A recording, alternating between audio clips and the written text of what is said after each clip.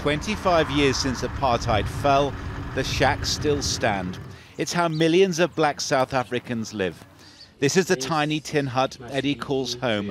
No power, no water, unless the rain leaks in. He's a definition of pent-up frustration.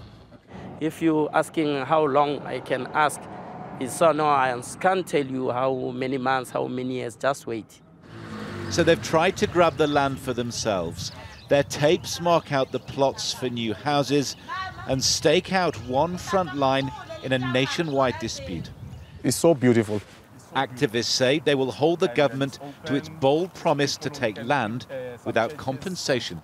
We'll take the land by force because we are in need of the land.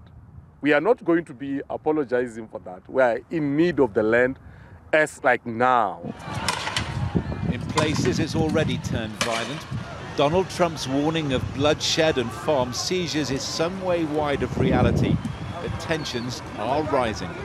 With an election ahead, the ANC government has vowed to address the frustrations of South Africa's landless black majority, but in so doing, it has only fueled the fears of the white minority. From there. One essential part of a farmer's toolkit. Bernadette Hall has carried a handgun since the murder of her husband by armed raiders 6 years ago. He was on his knees at that point in time, and they just pulled the trigger. Her family have worked the land for a century and a half, building the nation's wealth and creating jobs, she says. She won't give it up. I've put my blood, heart, soul, tears, everything that I am into this little piece of land. It's not a big piece.